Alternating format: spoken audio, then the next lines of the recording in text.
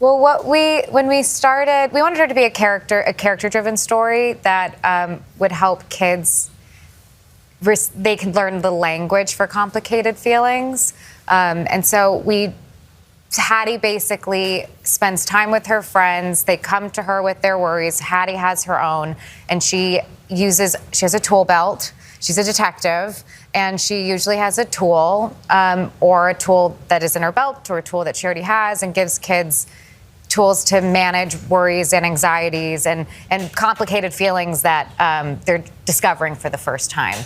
And so, yeah, we get to watch all of her friends deal with just little anecdotal, simple first times, I guess. What was it like to work on it with your husband, who is an accomplished singer-songwriter himself? You already have one book together, and you did it again. I guess you guys work well together? Yeah, he's he's got like an idea a minute kind of person, and I'm a very type A type of person, so it works out pretty well. He's more of the creative, and I'm more of the let's figure out what the actual solution is. So you sit at the computer and he paces and he sits at the computer and I'm like. Whether writing a novel, writing in your journal, or writing a children's book, it's all derived from personal experiences. So how has your journey with mental health helped you put this together? I think it's been everything for me. As I wasn't an anxious kid, maybe I was, but as far as I am aware, I wasn't until I became an anxious adult who had my own journey with that. And so there are tools Where did that come from as an adult? I don't know. I didn't know if it came from an actual vertigo experience that caused my brain to spiral, and then that became its own habit. And so there was an interruption that I had to make with myself and my own thought patterns.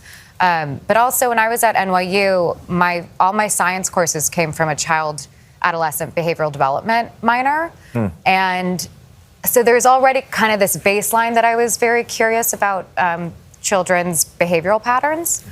And so there's a bit of that and a bit of personal. I love being an academic, and I wish I kind of live in school. And so there's a bit of that in my own experiences that came through in this. Speaking of experiences, let's talk about some of your performances. Love and Death, which is an incredible miniseries. You play Candy Montgomery. You're being talked about as a possible Emmy nominee for this. It's based on this very true story of a woman who commits a brutal act of violence. And what I'm intrigued about when you talk about your experiences is how you put yourself in the place of this very real person and get to the point. Complex. That's the point. We don't know what life experiences Candy Montgomery had that led her to this point.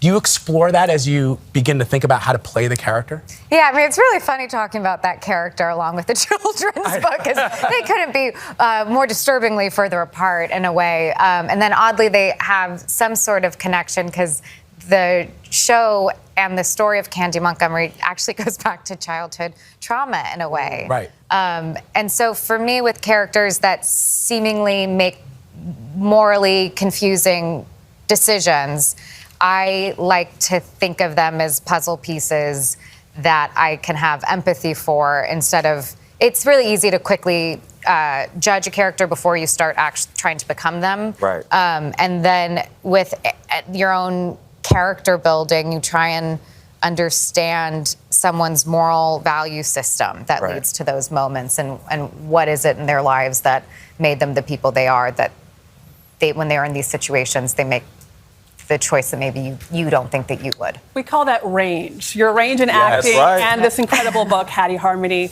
Thank you. Can I just tell Kevin Feige to please bring Scarlet Witch back in any capacity? Shameless plug. I mean, everybody, bring the Scarlet Witch back, please. And your list of accomplishments, you're apparently everyone's agent as well, telling them when they negotiate with Marvel movies, just give them one. Right. And you have more control over the next one. Yeah, I have no business making this statement. I love it. I love it. Elizabeth Olsen, thank you so much.